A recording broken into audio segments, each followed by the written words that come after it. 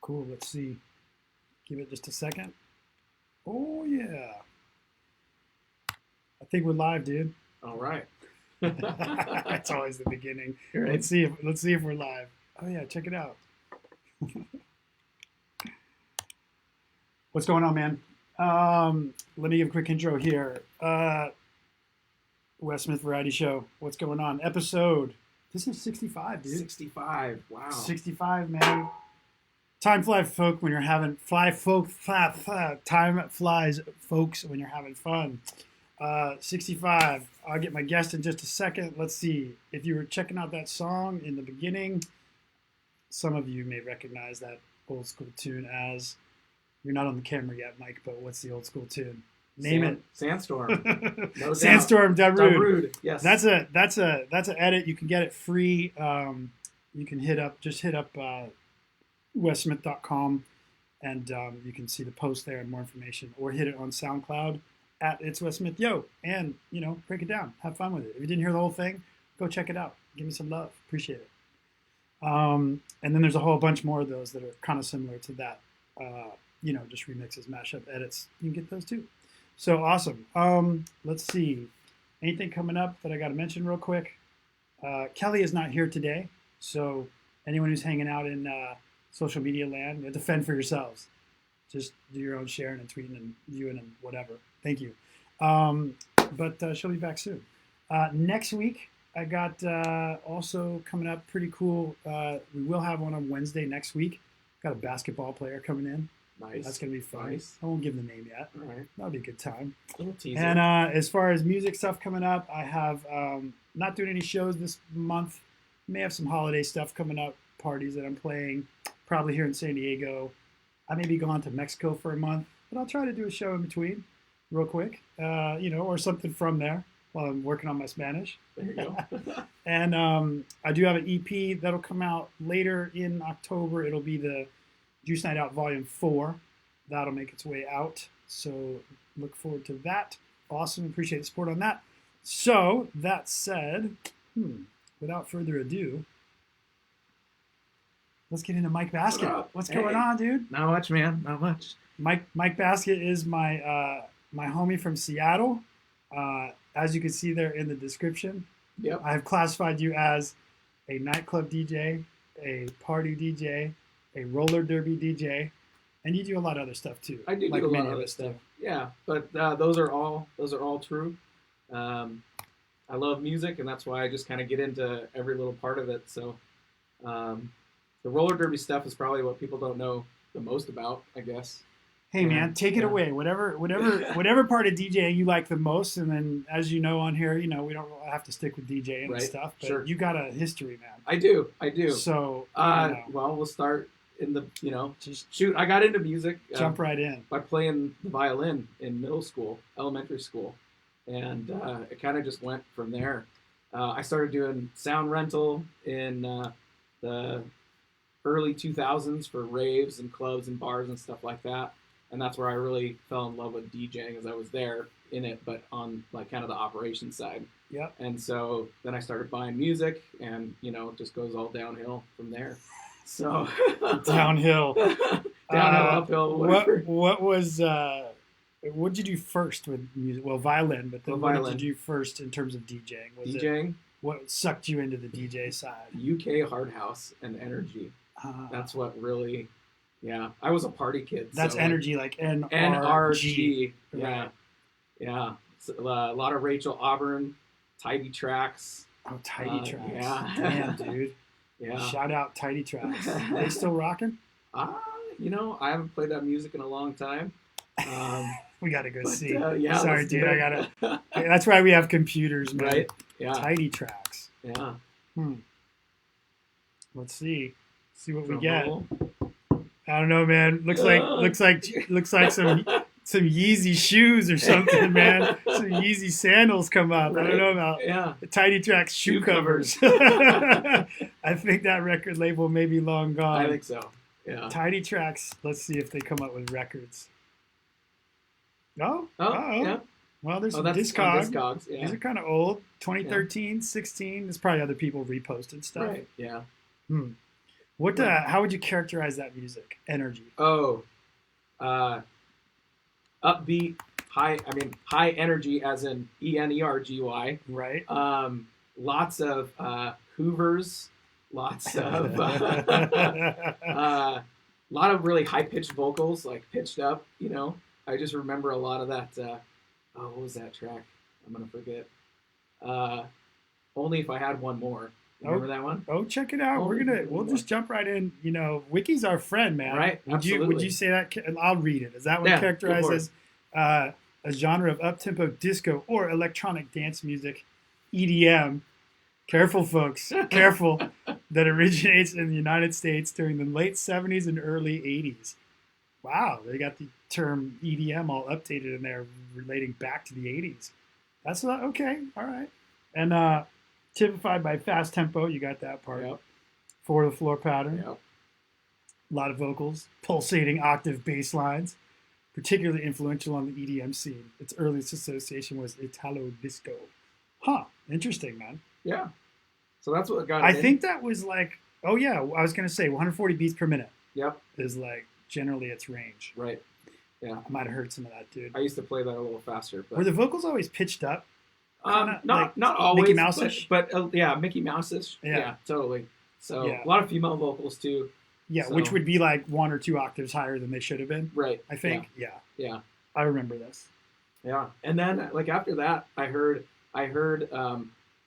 Aqua Sky versus Master Blaster 777 as like new school, dark and dirty, big fat bass lines, and like I was done. Was that music? Was that breaks at the big time? It was breaks. Breakbeat? It was breaks. Hard UK hardcore, maybe. Yeah, new school is what we called it back then. Yeah, but okay. And that's what really got me. I don't even remember how to pronounce that name. What was the name you said? Aqua Sky. Aqua Sky. Is that how it's pronounced? Yeah, Aqua Sky versus Master Blaster. I could never get that right. Yeah. Saw him play a few times. Master Blaster. Yeah, those are some good records. Yeah. Man, that's crazy, dude. So that sucked you in. So that sucked me in. And then I started throwing shows, started DJing out more and more. Kind of the height. Were you a rave promoter? I threw 3 raves. Are you allowed to say that now? You're a rave promoter? Yeah, I was a rave promoter. Yeah, totally. Let's share a rave promoter story. Yeah. You go. Number 1. Okay, number 1. Losing a lot of money. No, we booked the show. DJ Dab opened. DJ Dab. Yeah, he's ahead of his time. He lives up in Tacoma, still DJing? South of Seattle. Still DJing, doing some side stuff at more like clubs down in Tacoma and stuff like that. Mm-hmm. And he so shout out to Sean Ober. He's on Facebook, friends. He has this thing called the Ober Mod, and he built a mixer that has tractor built into it, a 7-inch touchscreen. It's completely portable DJ system that fits in a 12-inch record case. Huh. Yeah. All right. Yeah. I'll show you. We can pull it up later. Yeah, dude. But, what is it called? If you, I'll find that. It's called the now. Ober, OBER, Yeah. MOD, Yeah. 4, I believe is what it's called. Let's see what comes up. Boom. That's it right there. Check that thing out, dude. Yeah. Crazy stuff. Although there's no other images of it, but he built that all himself. Wow. Yeah. There's some images down below, I think there. Oh yeah. So, ladies and gents, go check this thing out. He built Is that it? Yeah, that's the it. Ober Mod. Yeah. Did he sell this like production or what? I think there's been talk about it on his Facebook page, but I don't know how much I don't think he's actually put it out for production. Cheers, man. We're gonna try this. Cheers. Sorry for the intermission. No, not really sorry, but Desert Barn Brewery, folks. We're not sure if it's flat or not. It doesn't look flat. It smells good.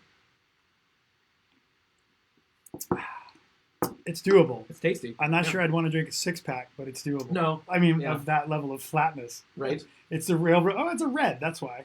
It's a railroad red. I'm actually surprised that it stayed this good. I was telling you, I got this. You know, you see these places they can the beers while you're there at the craft brewery. Sure. Yeah. Anyway, try to get them, but they usually don't last more than a couple of weeks. Right. Anyway, back to Seattle. Cheers. Cheers. Yeah. No, so Seattle. Yeah. So Sean. Anyways, he built that completely himself. And like I said, it's like everything that you need. Like you don't need anything else. You can just play with just that. You can hook up turntables, CDJs, whatever. He's really into building all his own electronics, and I'm totally going to bring a picture of this in here. Huge record collector as well. Nice. Probably one of the biggest in the Northwest, I would assume, by looking at his collection. Awesome. I'm going to totally bring a. I'm gonna add this on top real quick and show this picture. Yeah.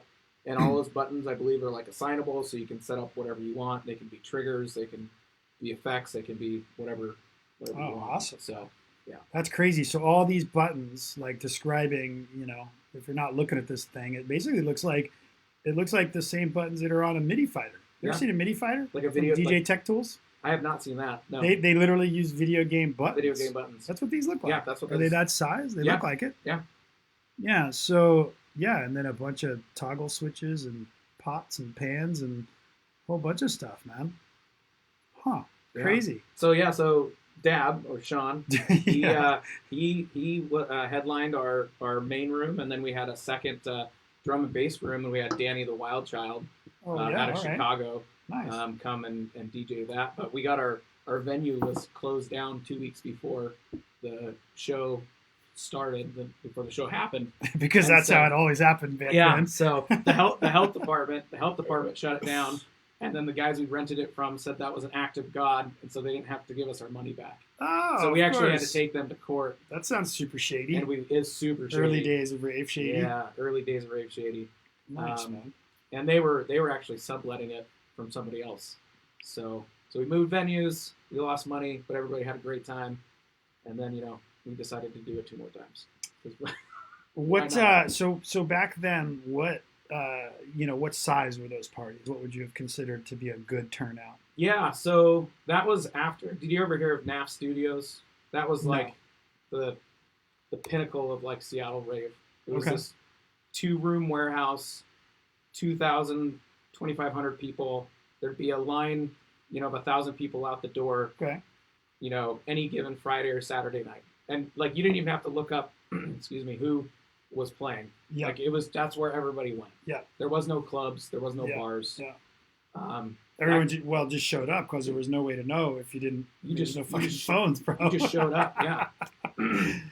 We had some websites and flyers and stuff, but I mean, that's where people went, and that got shut down, and so that kind of built up the club scene in Seattle. All right. Because then they were like, no more warehouse parties. Okay. Seattle really came down hard on top of it.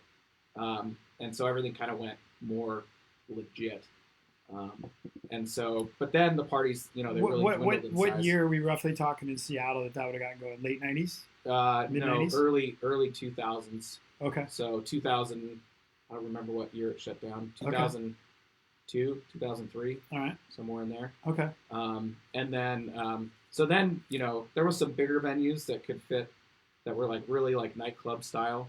Okay. And so they would fit, 1,000 people or something.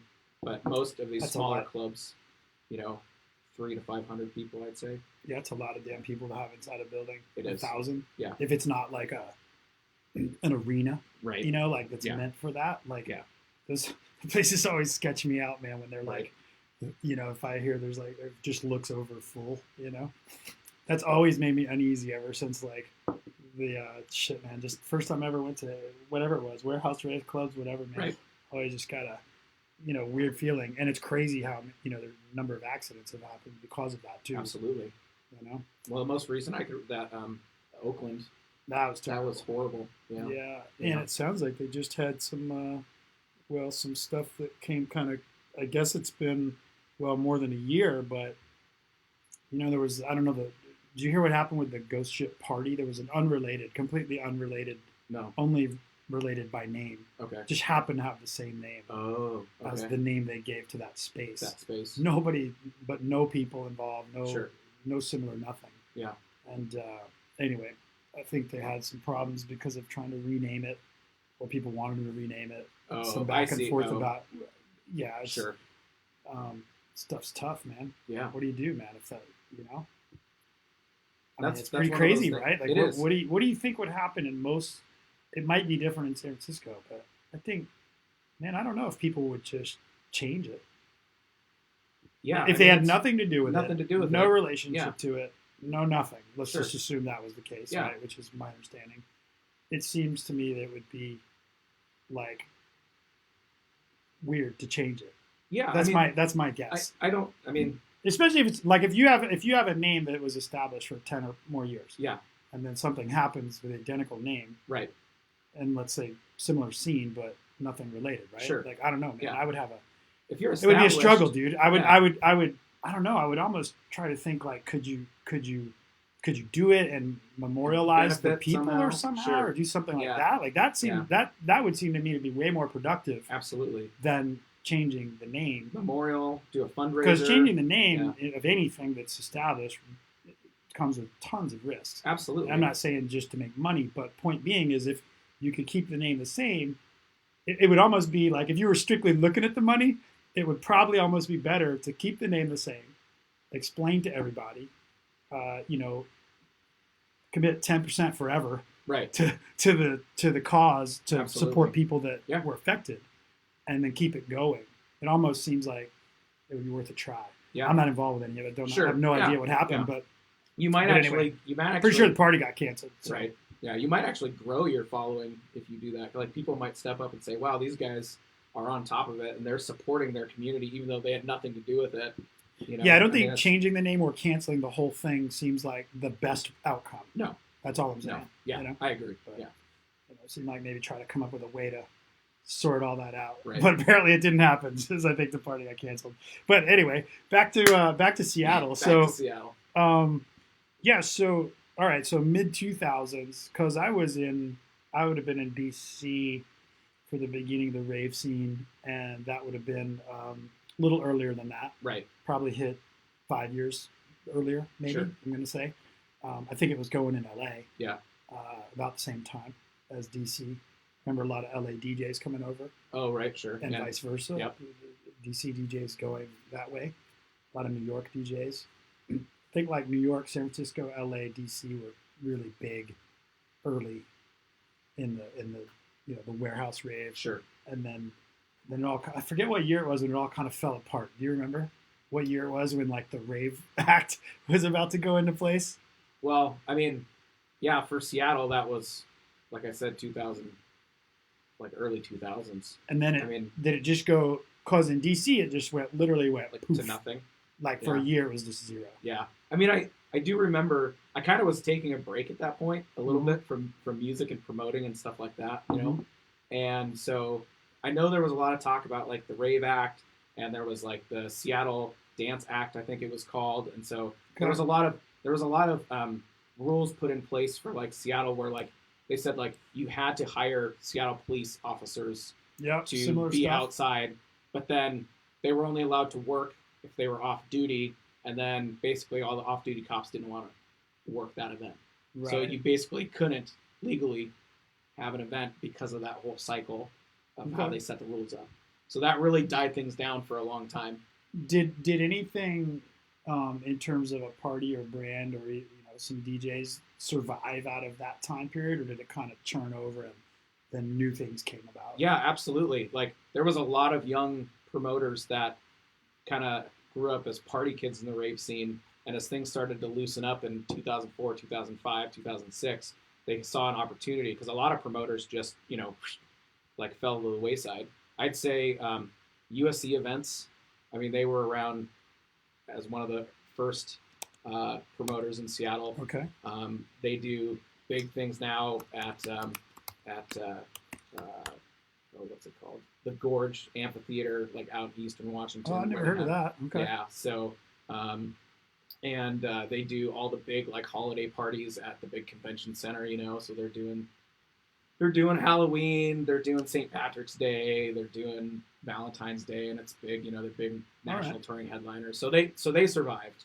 We'll get to them in a second. There was a big drug and gun sting at a club Club Foundation. All right. Yeah. So keep it coming. But yeah, no, a handful of promoters stuck it out, and there's actually still some that are doing it, and it's all pretty much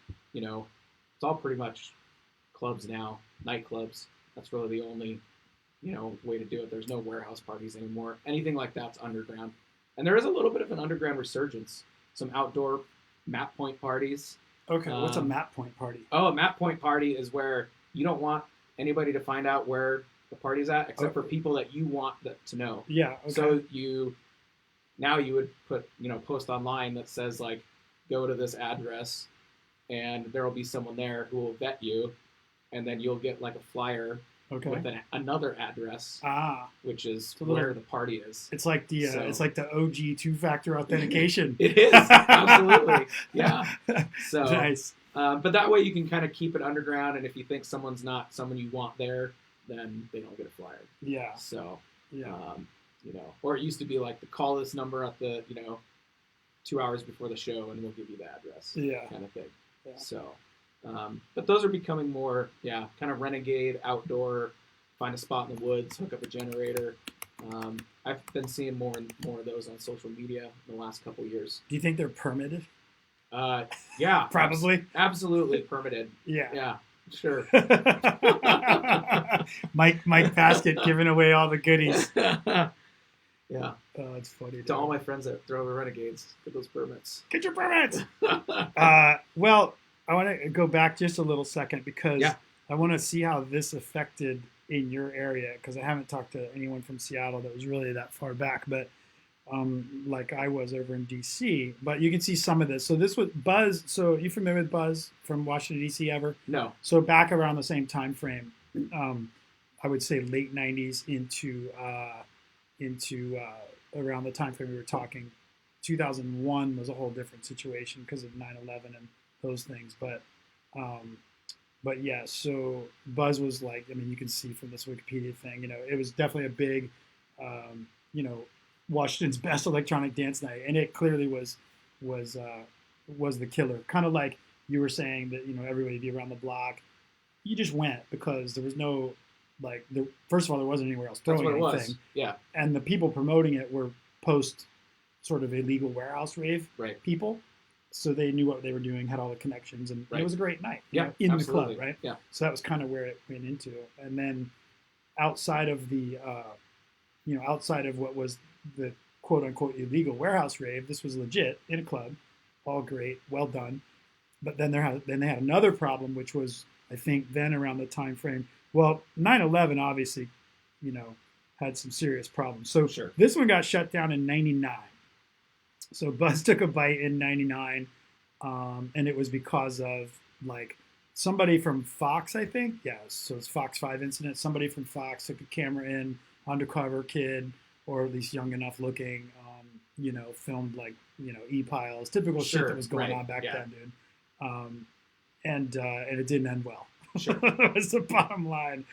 And then sort of, of course, 9/11 happened in between that. And then here we are at 2006, where Nation, the actual club, which was the nightclub itself, eventually closed, and they redid that whole downtown area. And you can see some of the guys that were playing, like DJ Dan. I mean, there's a list of 500 of them. Totally. But just some of the similarities between here and Seattle. Totally. There's some final parties. You can see them Hard Kiss stuff, Feel Good, Fort Knox 5. West Smith and Smalls. Look at that. Hey. I think might be. I found a new spot I mentioned on Wikipedia. Oh, that's fun. So anyone who's not video watching, we're looking at this Buzz DC Wikipedia page. It's pretty funny. We're scrolling down the names of people that played there, and I'm listed. So that's nice. I'll take it. But anyway, so that is roughly around the same time. Yeah. Yep. That things kind of went back into the club, and then other clubs started to open up. Yeah. And replace this. Absolutely. Without the reputational issues. All right. So I think it kind of maybe the rave thing happened a little earlier. Sure. In DC, New York, LA, but it sounds like y'all were pretty much doing it. Yeah. About the same time. Across the country. About right. Yeah. Yeah. Funny thing is, when I was in DC at that time, like I'm not even sure I ever even knew Seattle was a city. Just really, yeah. Well, I don't know, and people there probably didn't know DC, or other than the capital. But they might not, other than the capital, they might not have known like, Herndon, Virginia, or something, which was a bit, kind of, decent sized place over there, without it being the political center of the world. But pretty interesting, like Baltimore, Maryland. Like maybe everybody doesn't know Baltimore, Maryland. I don't know, that grows up in San Diego. Sure. Yeah. At least at that time.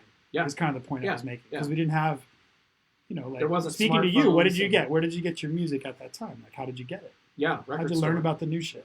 Record store. Yeah. Talking to a guy. Yeah. Yeah. And did you have Kippy G? There you go. Yeah. And did you have what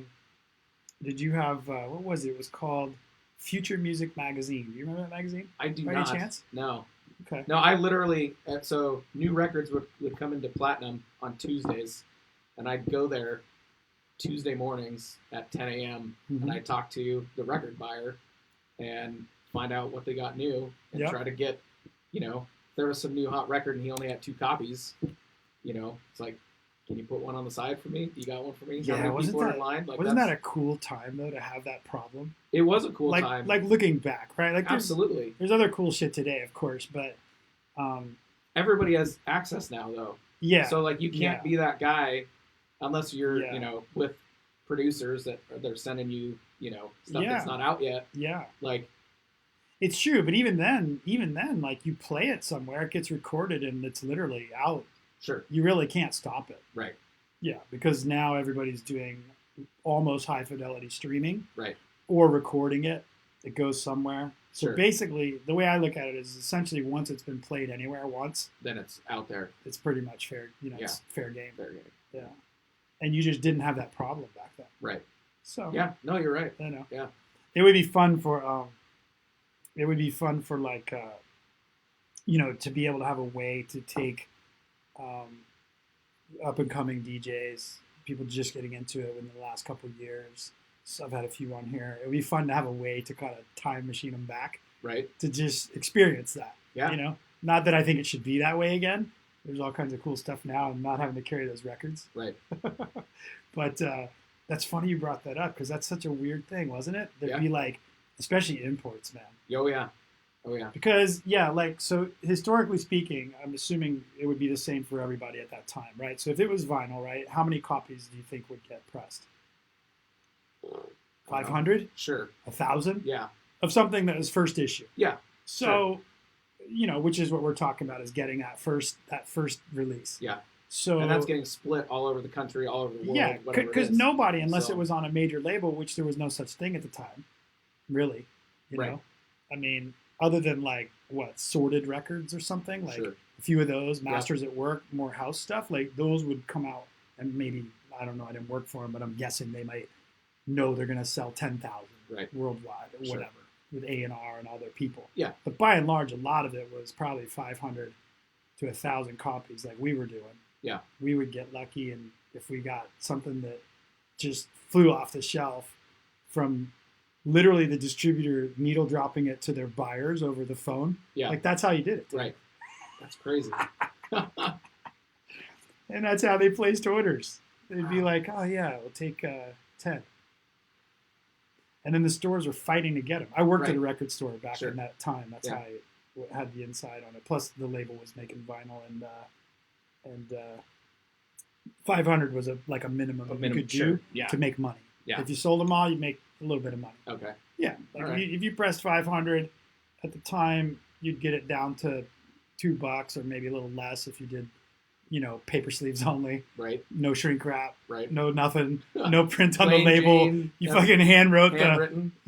Or didn't put anything on it at all. Just had the marking on the inside of the vinyl press. Right. So yeah, if you got it down to there and you sold 500 for $6, do the math. You could after everyone's fingers in the pie, you could walk away with $1,500. Right. It's a lot of work for $1,500. Well, it's $1,500 back then. Well, that's true too. Okay. Maybe more like that's probably the equivalent of at least $3,000 today. Right. $4,000. Sure. Not bad. Yeah. I mean, I'll hustle. I'll hustle for 4 to 6 weeks for $4,000. Yeah. Not 8 hours a day, but just dealing with people and stuff. Sure. Taking phone calls. Yeah. Think of it on the other side too for the DJ who's looking for that record. So like now, what are tracks? 99 cents to $2.99, somewhere in there, right? Probably $1.99 is like pretty normal, right? So back then, I was listening to records. I would buy a record with, let's say it had 4 tracks on it, for $12 to $15, for one track, right? Oh yeah. I didn't like the other 3 tracks, right? So you couldn't send it back. $15 or pirate it. Exactly. Yeah. So I mean, and that was I was buying 10 to 15 records a week sometimes. Yeah. Because I was playing out so much back then. Like I was playing 2 to 3 times a week. Oh, dude! And you're playing. We were probably like right in the same zone. Yeah. I would. Yeah. Thinking back, I was definitely spending at least probably $100 to $200 a month. Yeah. On vinyl. Yeah. Yeah. Yeah. And like in Seattle, I wasn't a traveling DJ. I mean, I played Portland, Vancouver, Seattle, in that Pacific Northwest. Yeah. Travel by car. Yeah. Exactly. You're playing for the same people. If you're playing in Seattle, a lot of those same people are going to show on a Thursday night and a Saturday night. Yeah. So you can't go drop the same set. True. Right? True. You have to change it up. Yeah. Back then, did you? So you mentioned your energy style. Were you playing pretty much the same style but just different songs, or would you switch the styles as well? Back when I was doing the energy stuff was the infancy days of my DJing career. Okay. And so I'd only played a handful of shows, and it wasn't until later when I got into breakbeats that I started really playing out multiple times a week. Mm-hmm. But that's when I also started, like, my musical kind of like knowledge started really growing. Yeah. And I was playing, I'd mix anything that sounded good together. Yeah. So I was playing like Chicago Hard House with breaks and throw in some ghetto tech and, because it was fun. Yeah. And it changed it up. Yeah. And, guys like, Disco D, like, I actually brought him out. The only show that That's not the same as like Disco Donnie Disco D, is it? No. The promoter? No. Disco D was a ghetto tech DJ from Detroit. I thought he might have been a DJ. And a promoter. Producer. Yeah. Made a bunch of his own tracks. Okay. But actually, unfortunately, he passed away. He had some bad addiction issues. Oh, bummer. Real bummer. But he the last show he played in Seattle was the show that I threw, and I still have the turntables that he played on there. He was a good guy. Really good guy. I noticed turntables in a couple of your pictures. Do you still have turntables? I do. Yeah. Do you still use them for anything? I use them to DJ every event that I DJ that's not an electronic music night. What do you play on them? I play Tractor. Oh, yeah. But it looked like when I have this one picture. Hold on, I'm gonna put it up here. I've got a few pictures of you here, boss. Yeah. That one. Oh, was that running Tractor? Yeah, that was running Tractor. Right. Yeah. Sorry, Serato. Serato. Yeah. Well, it's running a digital. Yeah. Yeah. So, but no, I still like when I do my. I'm throwing that up there. Real quick, sure, for sure. That was. What is that picture from? Yeah, that was from School of Rock in Mesa, Arizona. And so I was down there actually to announce for a DJ national championship tournament. Okay. A buddy of mine down there does all the sound and lighting at that place, and they talked to the venue owner, and they're like, "You got nothing going on? Want us to come down and throw down some tunes?" And so we did. Describe that setup, because it looks like there's 3 turntables. Oh, what's going on there? Yeah, so there's 2 turntables, and so because I was traveling, I didn't have all my gear with me. Okay. So this is actually using his gear, and he has 2 turntables, 1 4-channel mixer, and then a controller. And so what we were 2x4, and so he was playing on the controller, which is the far left unit, and then he had that inputting into the mixer in 1 channel. Ah, okay. And then I was mixing, and it's just basically my 2 turntables are on the right of both the mixer. right. Yeah. So, okay. Which is a little tricky if you're not used to doing it that way. It took me 2 records to. I only cut the volume off on the wrong record one time. So it reminds me. Okay, that explains the 2 laptops. That the ones to the controller, ones to your setup, and they're all going through the mixer. Yeah. Got it. Okay, I'm with you there. I thought that would be an interesting photo for a little bit of brain dump for a few people that have DJed with that type of equipment and whatnot. What I was going to say was I played. I've talked about it a few times on here before, but when I lived in New York, I had a couple different DJ gigs, and one of them was like regular bar stuff, Sure. happy hour stuff, whatever. Yeah. And they only had the booth was so small, you had to climb. You had to go into the kitchen, which was in the basement. Yeah. And then there was a ladder that went up right behind kind of one of the prep tables / garbage, leftover stuff. And so you climb straight up, flip this lid open like a little boat hatch, climb through, and then it was that tight. So they didn't have enough room for really 2 of any kind of player. Sure. So they had a turntable, and you got 1. And so this is when everybody was using Serato or Tractor, and even Final Scratch maybe before that. But I was on Serato, and so so you had to use that automatic doubles thing. Right. Like when that feature came out, it was like game changer, mind blowing.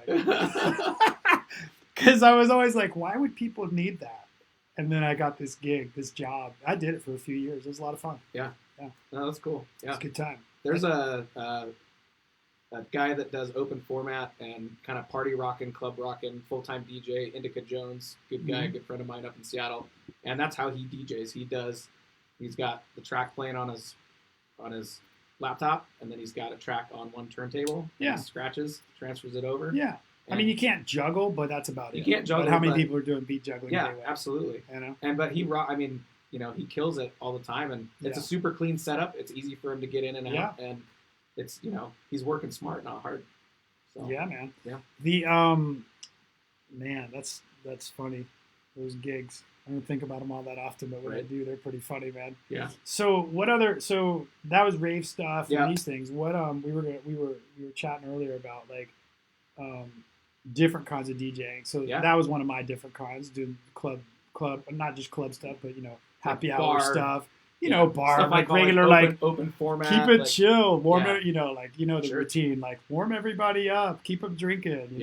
Don't blow them out. We want them here till 4 a.m. Right, as it was in New York. But what other kind of DJing has been fun for you? Like transitioning out, in that area, still do maybe some of it. But what other kinds of DJing kind of came to you over the years? Yeah, I started my own wedding DJ business probably about 8-10 years ago. Oh, nice. It's called Around the Sound Events and Entertainment. If anybody's listening in Seattle, little shameless plug right there. Go get it.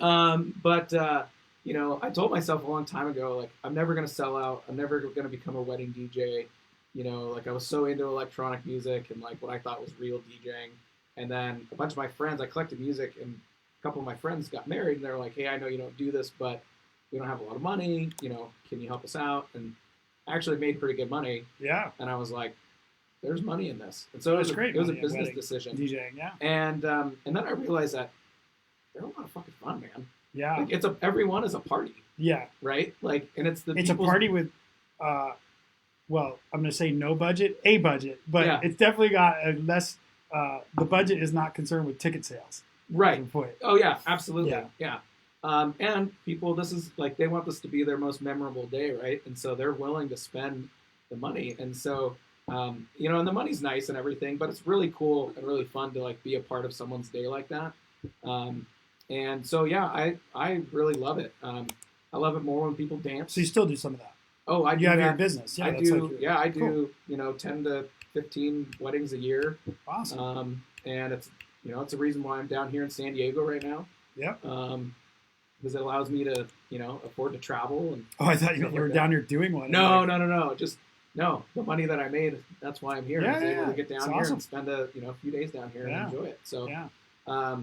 I've been really lucky in the time that I've been doing this. A lot of people were worried about like bridezillas and momzillas and like all the craziness. I haven't gotten really any of that. I mean, I got one bride who I give a questionnaire right at the beginning, so that everything's out on the table. What do you want? What do you want from me? What kind of music? Blah blah blah.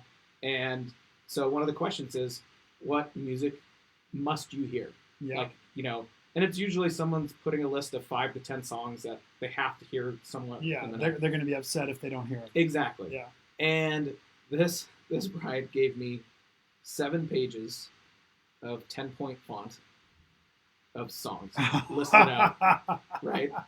And she like printed her iTunes playlist. I think so, because there wasn't even enough time in the reception to get through all those songs. Yeah. But then she did something really cool on the list of songs she didn't want to hear. It's like one of my DJ AM at the wedding. Right?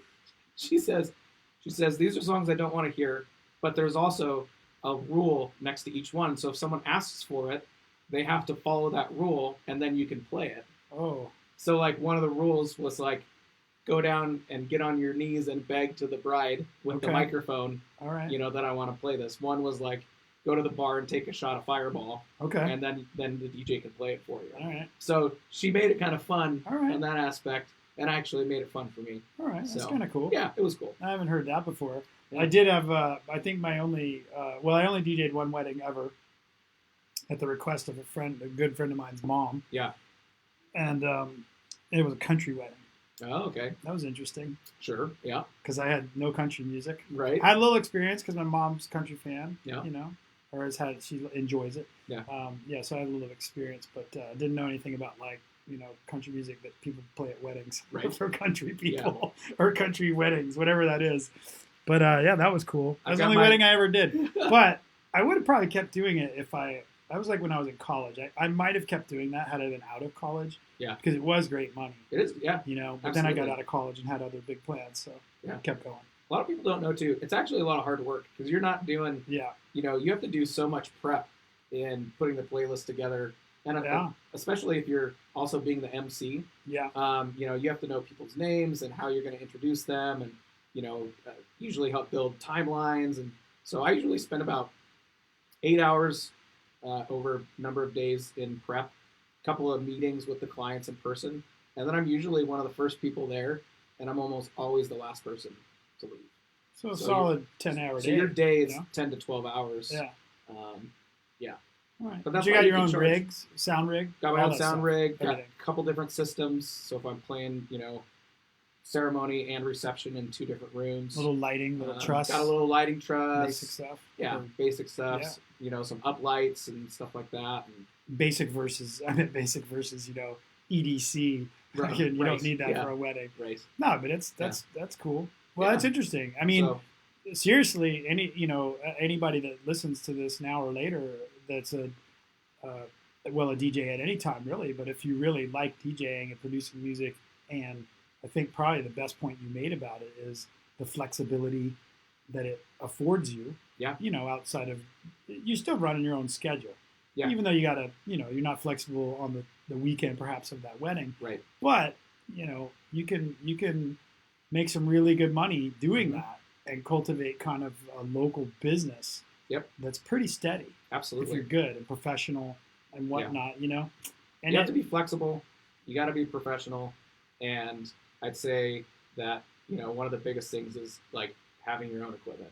Yeah. Because you'll spend so much in renting equipment that it really takes out of your bottom line. Yeah. And I definitely I could see that. And and partly I'm mentioning that because I know like sometimes there's this riff about, I can only do rave club, whatever.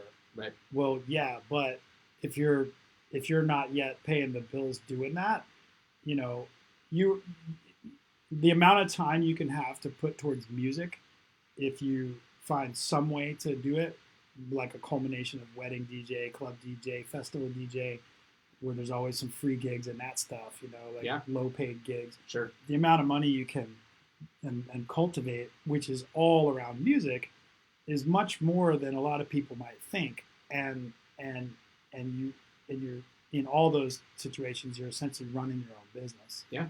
So you have that flexibility.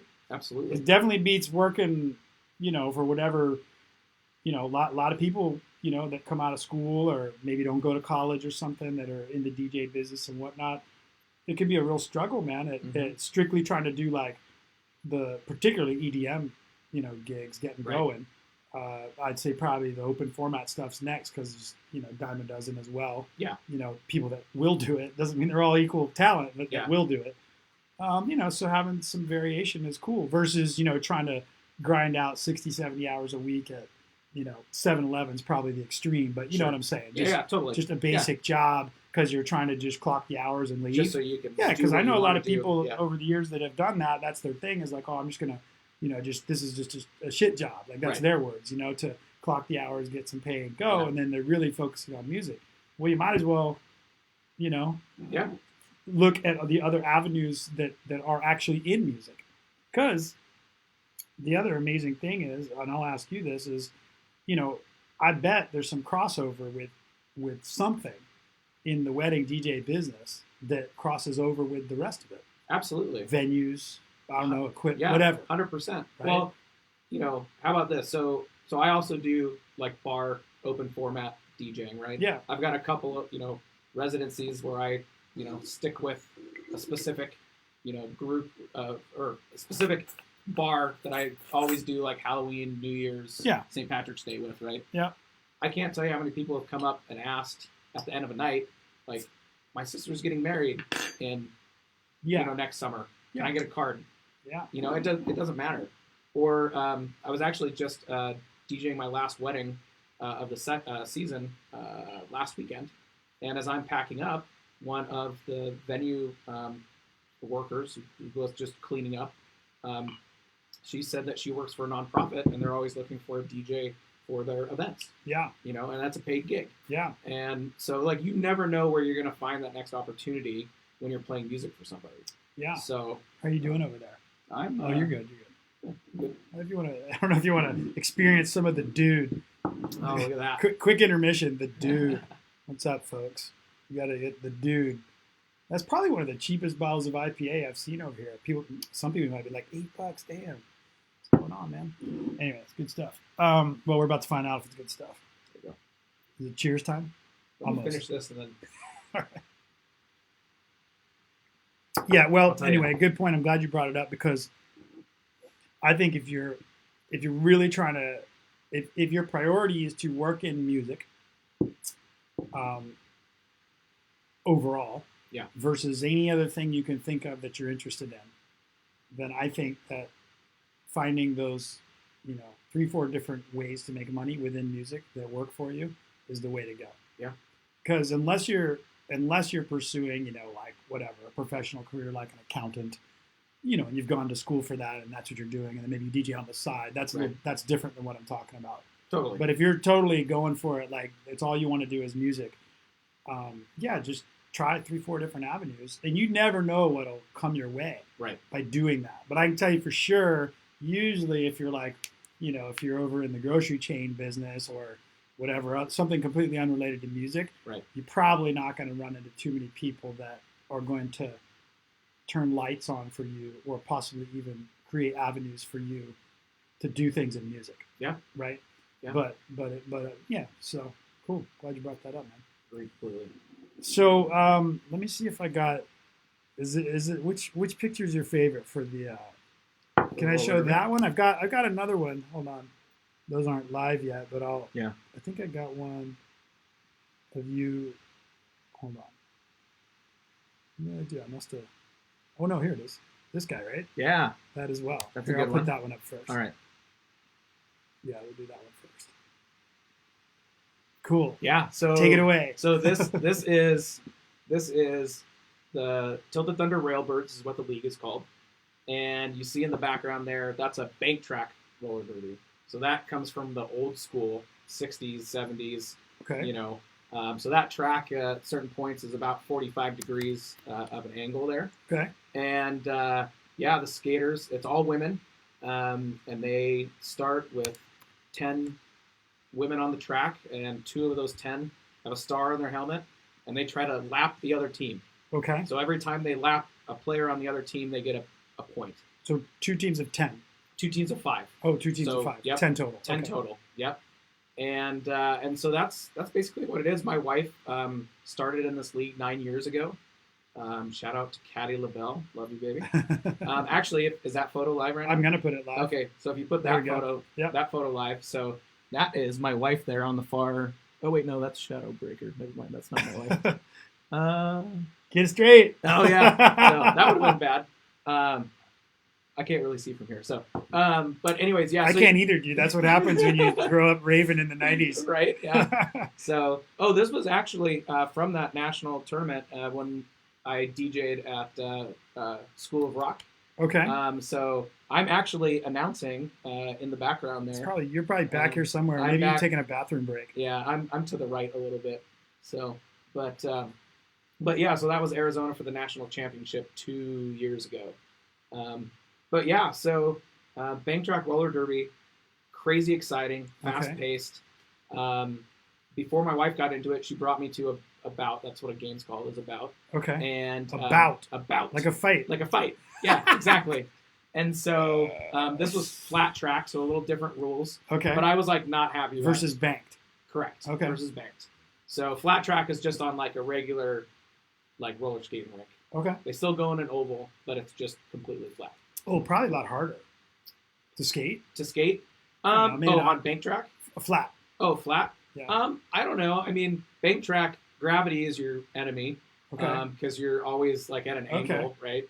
So I think it's a little easier to knock someone down. Flat is, I think, a little more strategic in some ways because, like, you know, you can like tiptoe along the line of the outside or the inside, you know, whereas this you're limited. Like there's a wall. Like there's or is flat track bigger? The rink's bigger also because it's like a normal bank track. Bank track is bigger. The track itself is longer and wider a little bit, I believe. Huh. Yeah. So I don't know the numbers, but yeah. But anyways, yeah, we showed up. I did not want to go. I was like, this is gonna be a bunch of women, you know, knocking into each other. It's not gonna be fun. And like the very first jam, that's what they call anytime the whistle goes and they have to start skating is a jam. I love it, dude. And yeah, so I saw the skater. Everybody's got a nickname, right? So her nickname was of course they do. Sierra Fist. Sierra Fist, and she's the tiny 5'1" blonde girl. Okay. And she starts going, and she's going around the track really fast. And I was like, wow, this is kind of exciting. And then another lady on the other team hit her about 2 people back into the crowd. Okay. Like, I mean, she went flying. Sierra Fist went flying. And next thing I know, I'm on my feet, hooting and hollering, you know, because this was just like, I'd never seen anything like it, right? So that was 9-10 years ago. I still never seen anything like it, but okay. So, well, next time I'm down here, I'll take you to the San Diego Derby Doll Wildfires game. Oh, that'd be awesome. And we'll go check it out. So, but yeah. So how I was going to ask how I'm looking at some of these pictures. These aren't shown on the live feed right now, but sure. I just kind of looked up that Sierra Fist roller derby and all these pictures came up, but I was hoping it didn't come up with something else. I don't want to spell that wrong. Sierra. Yeah. Right. Whoops. But how like hard do they hit each other? Very hard. Like, so this like is, would you say this is orchestrated? Hard. Like, it's not orchestrated like WWE. Like they're allowed to hit within certain rules. Yeah. So a lot of back, I can't remember how many years ago when what they call modern roller derby first started. It started in Texas. Okay. And they still play this way in that it's very much kind of an act. So they can like pull hair and elbow and flip someone over their shoulder. Okay. And it's somewhat, they practice those things and it's orchestrated a little bit, right? Okay. truly modern roller derby that we see in these pictures is it's a sport. Okay. It's athleticism. You can hit, but there's rules. So no hitting above the shoulders, no hitting below, like they call it low block. So it's like below the thigh or the knee. No elbows, no punching, no pulling hair. Those are all unsporting conduct. So you basically have to hit between the shoulder and your hip. And so, yeah, so they have like hip checks where, but the force that they're allowed to do that with is not regulated. That's not regulated at all. Wow. Yeah. Do they get bruised and? Yeah, absolutely. What's like the aftermath like for a heavy mat? Or heavy, what'd you call them again? Bout. Yeah, bouts. So lots of bruises, lots of cut lips, black eyes, and then there's even the more hardcore stuff. I mean, there's broken ankles. There's my. That's just from falling, like from skating? Yeah, so like if you pull that bank track picture back up. Oh, yeah. So that, I don't know if you can see it. Yeah, so down on this, the what we call the low side, there's a coping. Just like on the top of like a half pipe, you've got that little pipe, right? Okay, called the coping. Yeah. So there's about an 1.5 inch drop from the end of the track and the infield. Okay. And so if you come off that with your but there's a coping there on that. There's a coping on that inner lower edge. That lower edge. Okay. Yeah. So if you come off that and roll your ankle in a roller skate, like it's you could easily break it. Yeah, right? You could easily break your ankle. There's torn ACLs. My wife is still recovering from hip surgery because she over 9 years, had bone spurs in her hip and tore all the cartilage up. And so, I mean, it's one of the things that I really try to push about, all roller derby, flat, banked, whatever. It originated, for modern roller derby as a women's sport. And, a lot of people think that kind of what that notion that you had, like this is like WWE, it's like, they're doing that. It is legit. It's not. It has rules, but it's a sport. It's a sport completely. Yeah. And they practice multiple nights a week and they have travel all-star teams. So it's exciting. So if anybody out there hasn't checked it out yet, there's lots of roller derby in Seattle, San Diego, pretty much any major city. What's some teams up and down the West Coast that people could relate to? Yeah, so like I said earlier, our league, Tilted Thunder, tiltedthunder.com. There's Rat City in Seattle. They're the predominant. They've been like the originator of roller derby in Seattle. There's Jet City in Seattle. There's hundreds and hundreds of flat track teams, so I won't go through everybody. Right. There's the Portland Rose City Rollers.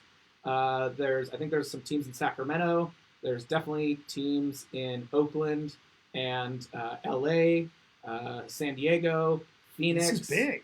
It's worldwide. What's your wife's team again? Tilted Thunder. I'm going to look for it while you're talking. TiltedThunder.com. Yeah. And then, I mean, there's teams all over the country. So bank track is a lot smaller. I think there's someone who's listening is going to yell at me for getting this number wrong. But is that them? Yeah, that's them. That's their home teams. I'll pull that picture up while you're talking. For sure. So I think there's 9 bank track leagues in the RDCL, which is the Roller Derby Coalition of Leagues. Okay. And they range all the way from like Florida, Philadelphia, Austin, Texas, Phoenix, San Diego, LA, Seattle. Is that 9? I don't know. Sounded like it. Sounds like it. All right, we're gonna go with 9. So, but then in DJ terms, sounded good to me. And then, for flat track, there has to be thousands, if not tens of thousands, of leagues worldwide. Wow. They even have Olympics. Like I saw some of those pictures we pulled up, like world championships. Yeah, world championships for flat track roller derby. It doesn't. So, is it fair to say this doesn't get a lot of publicity? It's growing. In popularity. Okay. It's really stemmed from there's a lot of local support. I mean, a lot of these higher end teams they're selling out their games, but they might only be bringing it might be 500 people in a warehouse in bleachers, right? Still, I mean, I could tell you I've been to a lot of DJ events with less than 100 people. Absolutely. So 500 people, to a thing is, It's not bad. Yeah. But as far as being on the worldwide scale, I think it was maybe 2 or 3 years ago, like ESPN3 started live streaming some of the World Championship, the Division 1 playoffs, round 1, round 2, and champs and stuff like that. So it's starting to get a lot more, gaining in a lot more popularity. Huh. So it's officially called Banked Track Roller Derby, like this image I've got here. Yep. I didn't post it on the live feed, but yep. yeah. You got it. Neat, man. Yeah. Yeah, dude, you definitely got to. I know you're down here a few times a year, so I don't know how often you're down here while they're playing, or doing a bout, but that's awesome. Right. Yeah, man. I'll hit you. We'll go. Yeah. Don't leave me out next time, man. Yeah. No, it's good times. That's so awesome. Good times. Have I ever told you that I used to DJ for the Lingerie Football League? No. Do you remember the Lingerie Football League? Unfortunately, I do. I don't think it's still around. Hopefully not. It went for like 5 seasons. It might be. I don't know. Let's see what's up. Let's see if it's still around. I don't know how current that is, but yeah. So speaking of connecting dots and things, right? So when I lived in New York, I was doing a lot of club stuff, rave stuff, all this, traveling some, and then a big thing, and like is private parties. Yeah. And so I ended up doing private parties for football players, and basketball players that were from area sports teams, and they were a lot of fun. I mean, you got paid. Not near as hard as a wedding because they were probably equally interested in having a ball in nightclub. Right. So you didn't have to bring really anything. It was at a venue. Yeah. Those were cool. And anyway, through that, I ended up meeting some girls that basically bartended or waitressed the private parties. Right. And they played for this lingerie football league. So they were like, hey, you want to DJ for the league? We need a Northeast, DJ guy for the league to cruise around to the games and stuff. So I did it for a season. Nice. Yeah. It was a lot of fun, man. Closest thing I can think of to the roller derby experience. Yeah, sure. I mean, I think that, opening yourself up to multiple opportunities like you were talking about earlier. Yeah. Not only for me, if you're trying to drive for, being music as much as you can and getting that opportunity, giving yourself the opportunity by having a music gig. Yeah. But also just the experience. Like the first time, like DJing for roller derby is like different than anything I've ever DJ'd before, right? Yeah, and that's just cool in itself. It is. It's really fun. Yeah. And that opened the door for me. Now I'm announcing, right? Yeah. So I'm doing play-by-play and color commentary on top of DJing.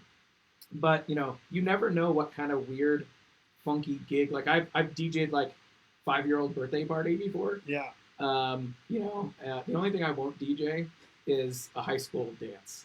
I'm not gonna do it. I'm not gonna subject myself.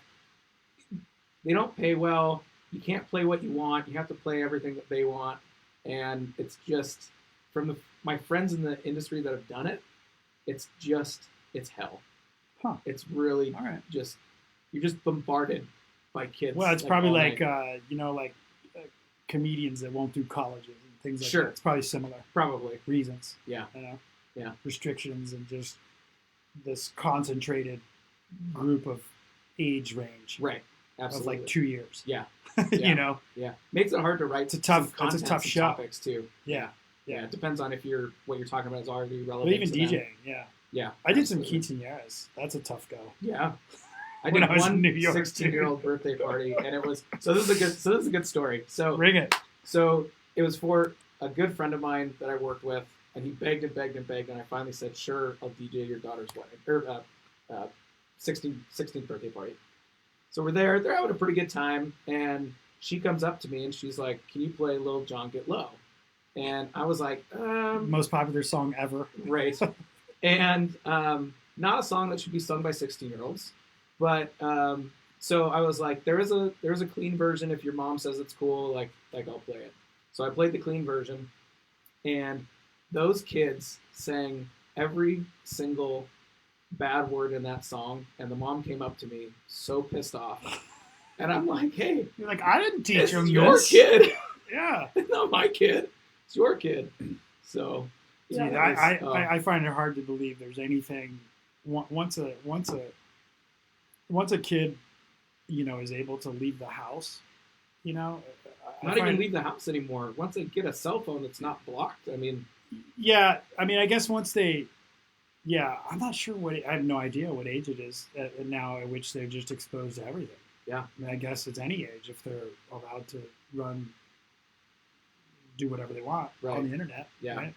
I got a It's crazy, 10-year-old man. niece that she has a little iPad, but it's controlled by her parents. Yeah. So Yeah. she can only Yeah. look at like certain I YouTube mean, channels and but let's just so I mean, think about it as a teenager, because I'm thinking about, like, we were talking about some of the things that were different when there was even no cell phone that that would do you any good, because maybe you had a cell phone. Maybe, I don't know if you were among the first to have a cell phone. no, I was probably in the middle of the pack. yeah, But the irony is that it was like cool to have it, but the chances that all your friends had them was none. So it's Sure. like, what are you gonna do with that? And then you got to go T9 with your thumb and Right. map out the text bullshit. Yeah. That was horrible, So like, it just did. Out of 20 or 30 friends that were out every Friday night or something, Saturday night, weekend night, yeah, it was almost like you'd leave it at home anyway. right. But I was a late bloomer when I didn't get one until I was 21. Yeah, it was probably around then for me. Yeah, well, maybe even later, because it was after. It would have been after I got out of college, because I had my first job. Yeah, I know my parents for sure didn't do it for me, so I had to pay for it. Yeah, so it would have been out of college. But even still, that's like, it was like way pre-smartphone anyway. well, oh yeah, absolutely. So Absolutely. it was very limited Yeah. what you could do with it, and Yeah. the amount of trouble you could get into with it. Yeah, I'm sure you could have texted somebody for some trouble, but right. I didn't know those people Sure. at the time. But when we were talking about the rave and music thing, and then the modern day teenagers, that's really interesting, because when I did this video game soundtrack for this thing, that's what that graphic is Oh yeah, from, yeah, yeah. a couple years back, the big one, that was like the audience was primarily 13 to 16 Okay. boys. Yeah. Right. I consider that boys. That was the demographic. Yeah. Yeah. Yeah. And I thought it was just funny, because I would get hit up by people, in that age bracket, looking for the soundtrack, this, that, whatever. And I still do occasionally, but I just thought it was funny, man, that they were in that age bracket, but they had access to everything. Everything. Yeah. Yeah. Yeah. It's cool. I guess. Interesting. It is interesting. They got apps for that now. You can pay like, I don't know what the dollar amount is, but it keeps your kids' privacy because the parents don't get access to the phone. But there's a company that scans the phone for certain. Okay. Like the parent can say, sexting, violence, Yeah. depression, suicide, whatever Yeah. topics they want. Yeah. And then this company just monitors. And then if one of those things throws up a flag, the parent gets a notification that says, your child, there was words that are congruent with sexting Things you didn't at like. this time. Yeah. From your list. From your Yeah. list. Yeah. So, yeah. Dude, I was thinking the other night, because of all this. Well, our conversation brought some of it back just now, but because of all this stuff with the Supreme Court stuff from the last 2 weeks. Yeah. I don't know how often you think about high school. I don't think about it very often, not very often. No. But that definitely made me think about more things in high school than I had in probably the last 10 years. Sure. And it was just funny, man, because one of the things that popped into my head was like, how did I even used to communicate with like a girl? And it was like, oh shit, it was a landline phone, right? With a cord on it. Yeah, you pull it into the laundry room. And I remember what a big deal it was. I remember what a huge deal it was to have that, because my sister had left for college, and I remember what a big deal it was that I was able to get her phone line. Oh, right. Yeah, to be separate from the one that rang at the house. Sure. It was awesome. Yeah. You guys were fancy with 2 phone lines. Yeah, dude. Yeah. The only way I could get privacy, like I said, I had to pull the 20-foot cord around the corner into the laundry room and shut the door. There was a movie I just watched called, I'll look it up to make sure I get it right, but I thought it was really fun. New movie, but it's called like The Summer of '84. Okay. Have you seen it advertised at all? Uh-uh. Are you into like movies and shit? Yeah, I watch a couple movies a week. Yeah, me too. Yeah. I'm pretty into it. That and documentaries. Yeah. I think it's called Summer of '84. Okay. Anyway, it's like one of those like Rat Pack, kind of five kid Kids, friends, yeah, one or two sure. girls, three guys, and they Yeah, running boys, around and the they're school running on or their running around the bicycles, city getting into and shit. yeah. Yeah, so it has a murder theme to it and Okay. missing kid theme, this kind of Okay. thing. Yeah. Yeah, Totally. it's awesome. Yeah. It was great, dude. Oh, good. And it's set in the summer of '84. Perfect. So it's really I thought it was a lot of fun. But they have the phones in there like that. Kid has to run down the hall and grab the phone off the wall with a Right. cord. Yeah. Yeah, it's pretty funny. And there's a scene where he doesn't want this person to come in his house, but the guy it's an adult and they're telling like a policeman. He's like telling the kid, well, I'll call right now to prove what I'm saying. I'll call the person. Yeah. And the kid's like, I don't want you to come in the house. So he's like trying to stretch the phone cord to the front door. And he's like, it's a really long cord. It won't get, it's like 5 feet. It's a little bit comedic too. But Sure. Yeah. Anyway. I'll check it out. One. Yeah. Sounds Yeah. fun. Check that out. That's the film review section of today's show. Perfect. Oh, another one I watched today. I got to go ahead and mention this because it totally tripped me out. I actually watched it last night. It was Donnie Darko. Oh, I haven't seen that. You haven't seen it? No. It's a good. Man. Yeah, or anyone listening, dude, go check that crazy shit out. So I was looking at it because I listen to a lot of podcasts, and there was one on Fresh Air with Maggie Gyllenhaal, Okay. Yeah. and she's got a movie coming out this Friday on Netflix. Yeah. Supposed to be, well, it may be controversial, I don't know, but she's basically like I think she's like well, not middle school, but what would be right before that? Elementary school. Elementary. Yeah. She's like, I think that's what it's called, elementary school teacher or something Okay. like that. Yeah. So elementary teacher or something like that. Anyway, so she basically is an elementary school teacher that does shady stuff Okay. with boys. Oh. Yeah. I didn't know what it was called, but I think I've heard Yeah, talking about this. perfect on the radio. timing. Yeah. Right. In light of all things. Listening to the Fresh Air thing was really cool because the Terry Gross, who does the Fresh Air podcast, she digs pretty deep. Sure. And gets, it was a lot of nice dialogue around acting with kids and all this stuff. And obviously it's a movie. Yeah. But yeah. So anyway, I was thinking about that, and then that's what got me to go watch Donnie Darko because it's her brother, Jake Gyllenhaal. Jake Gyllenhaal. Yeah. Is the main dude there. Right. He's a creepy actor, man. He's creepy. He's good. Great, man. He's good. He's a creepy actor. Yeah. I wonder if he's a creepy dude. Maybe. I I don't know. You got to be a little off. I never met him, man. No, I know. Yeah. I think there's a little bit off about people in acting, music, art. Like there's just something different that makes us different than people that don't do that kind of stuff. Like I don't know what it is. There's like a factor. Yeah, probably a little bit of art, but I think personally, probably the fame plays a pretty big factor too. Yeah. That's got to get weird, man. It does. You know? I mean, it's not. I've never had like 1,000 people trying to get at me, but dude, if you had that, it's like, because let's talk about music for a second. This is actually something I've been thinking about recently. But from your perspective, let's say, okay, so if there's a local regional DJ, I don't know how many times you get hit up in a week or a month, on social media for something, a comment, whatever. Sure. I don't know. 100 times. Okay. Yeah. Let's So just say. that seems Yeah. reasonable. Yeah. So when you see people that get upset about people that don't respond, I think to myself, okay, well, if I put out a track for free or whatever, busy things each week, Yeah. and I'm getting, between Facebook page, profile, Twitter, Instagram, whatever else you got going on, maybe let's say 2 other of the rest of the things. Yeah. So let's at least 5 sources. Sure. Where people can get at you. And you put something out. So if I do that, I will get at least around, like you're saying, throughout the month, maybe 100 interactions. Right. And can you imagine if you're getting 10,000? Yeah. Or 100,000? Right. Interactions? How about 40,000 retweets in a day? Yeah. For something like That's great. Yeah. Right. Like yeah. you don't do anything. You have to just have like let a media manager. You just let at it that live. point. Right. Yeah. I mean, you can't possibly.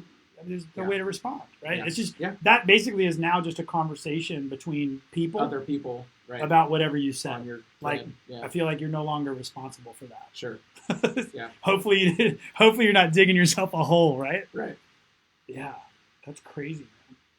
How that stuff happens. It is. Yeah. Anyway, that's what I think makes. Sure. Yeah. No, you're probably right. Yeah. Because no matter how famous you are, at least the number I've listened to, talk and the few that I've met in person, like no one can change the fact that they're human. Right. and we all have these like natural desires to kind of like not hurt someone, not say Right. something that offends people. Right. I don't think anybody really wants to do that, right? So when it happens, you can't help but let people have the curtain. Right. And if you had 20, 30,000 tweets going on, like on a day or during a week when you said something, at least half of that shit's going to be negative. Yeah. Yeah. Because no matter what, you could offer free beer and someone will complain. To someone. Yeah. Someone would be bitching about the website or the fact that dude double IPA sucks or is great or whatever. Right. It's pretty funny. Yeah. So what do you think of the dude? I like it. It's Did you try it yet? Yeah. Oh. Yeah. It's pretty good. The dude. It's the unofficial sponsor today. Nothing wrong with that. Yeah, dude. I had something else I was going to ask you, man. Unrelated to music. Food, man. Food. You cook a lot. I cook all the time. I see all these pictures. They make me hungry all the time, dude. I cook. Next time you're in Seattle, I'll cook you dinner. Oh, I hope so, man. Yeah, I cook. Or you guys, next time you're here, come to my spot. We'll just have a little dinner party here too. Either way. Perfect. I love to cook. Yeah. No cooking. So I'm totally putting this picture up. Yeah. Yeah. That was. What was that? That was actually something that I did not cook. That was here in San Diego. Oh man. Yeah. Sorry. That is Richard Blaze. He's a celebrity chef. It's called the Crack Shack, and it's up over by the airport, and it's all like chicken and deep fried stuff. Sorry, I just made everybody hungry. It's all right. I thought it was pulled pork. No, you're right. It's fried. That's it's like fried chicken with a coleslaw and a pickled not jalapeno, but pickled pepper. Red pepper. It's a red pepper. All right. I don't remember what it's called. Super tasty, juicy. There you crunchy. go. Look at that. Yeah. Mike from Seattle talking about places to visit in San Diego. What is this thing? Dude? So that Did you make this? That I don't remember. I went digging through. No, I didn't make that either. Damn, dude. That was from our favorite Thai restaurant called Thai Isarn. If anybody's listening, In Seattle? Up in Seattle, All right. yeah. If anybody's listening up there, it's up by Alderwood Mall in Linwood, about 20 minutes north of Seattle. All right. So, yeah, no, that's their Thai fried chicken with peanuts on top. So, Dude, I'm so hungry. Yeah, I know. Now after looking, Right. dude, I was looking through the food section, all these food photos in your thing. Well, anyway, fine. So I picked two things you didn't make, but what's but on the topic of food, I know you're have you always been into it, or you got into it more recently, or? So I got into it after I got married, Okay. and when you move out of so I got married not long after I moved out of my parents' house. So, when you live with your parents, mom makes dinner when you get home, and dinner's there. I mean, not everybody, but Right. for the most part, that's fairly typical. And so I never really cooked for myself. And then you get married, you move into a house with another person who's never cooked for themselves because we got married really young, Okay. and you got to figure shit out, right? Like, so we both started cooking, and I realized, like, actually, I enjoy this. Like, I don't look at it as work. Yeah. And like, I could work 16 hours in a day, and I'll still go into the kitchen and cook dinner, right? Like, because that's my like zen time. That's my like everything else that's going on in the world, stress and whatever, is not there during that half an hour to an hour. All right. And then because I cook so much, I gained a lot of weight, and actually at one point I was up to 310. And so I ended up having gastric bypass weight loss surgery. And I'm about 85, 90 pounds down from my highest now. Congrats, man. Thanks, man. Appreciate it, dude. Yeah. I mean, sometimes you just got to take over. Like, you got to take control of your life, right? And I was going down a bad path. But I didn't want to lose cooking, right? I didn't want. There's a lot of people that have this surgery, and they just go to, like, the bare necessities to, like, maintain a weight. Okay.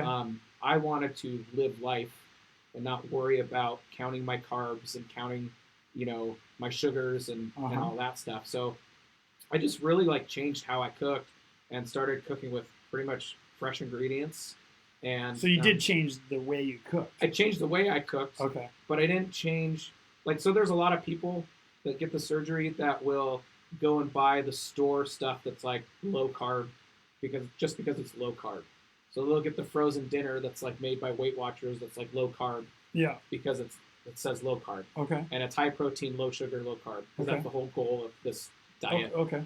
I didn't want to do that, and I wanted to make really flavorful food still. I also wanted to not worry about, like, a lot of people say, I'll never eat bread ever again because it's so high in carbs. Yeah. I still have a piece of bread. I really changed the quantities in which I eat. Okay. And, the surgery was a tool to help me, force me into that. If you don't mind me asking, Yeah. what decision making goes into that kind of surgery? Sure, yeah. So for me, it was twofold. It was medical reasons and personal, like family reasons. So like my wife, and so the medical, I was high blood pressure, high cholesterol, probably pre-diabetic. Okay. I had sleep apnea. Only two, they call those pre-morbid conditions. Ooh, okay. Yeah, exactly. Scary. Because they want to stuff, get your right? attention.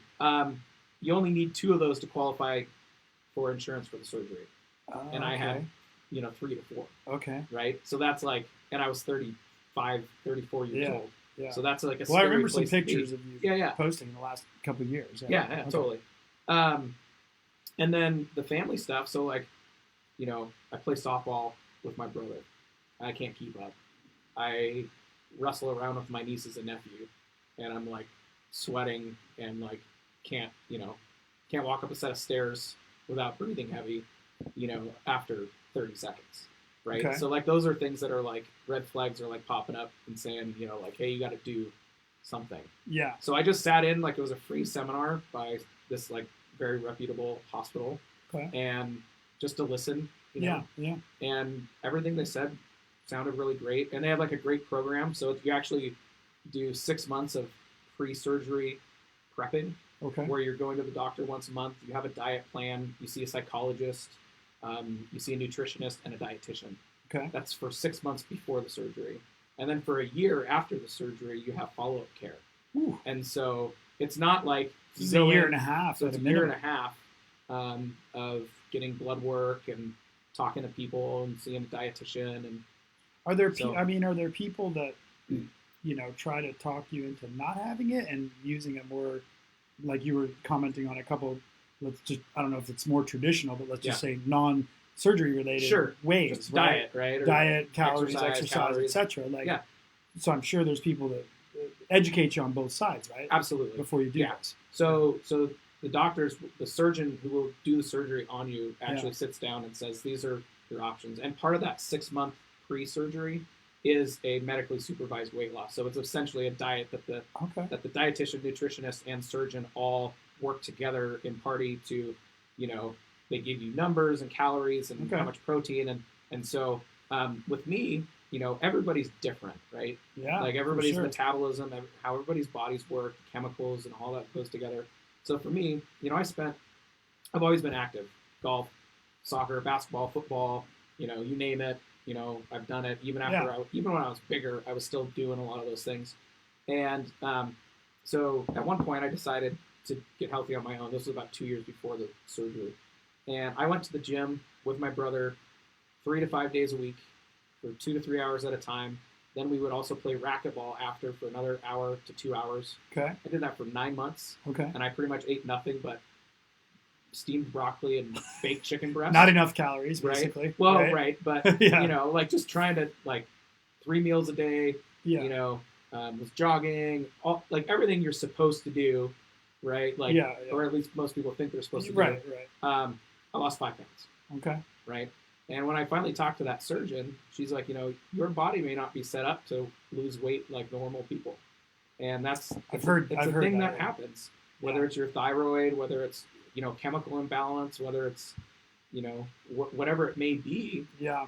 That it's not always just calories in need to be less than calories out. It's not, that is not always the answer. It's not Understood. just, a subtraction of calories that gets you to that point. Right. And so I looked at it as not a solution, but a tool to get to a solution. for my weight loss. What actually happens when you get that? Sure. What does it change that makes it different, or makes your body down? Yeah, the easiest way to explain it is that it makes your stomach smaller. Oh, okay. And so for the gastric, there's multiple types of surgeries that Okay. are different than gastric bypass, but they all have the same essential function, and that is to limit the amount of food that you intake. Okay. And so for the gastric bypass, they take your lower intestine.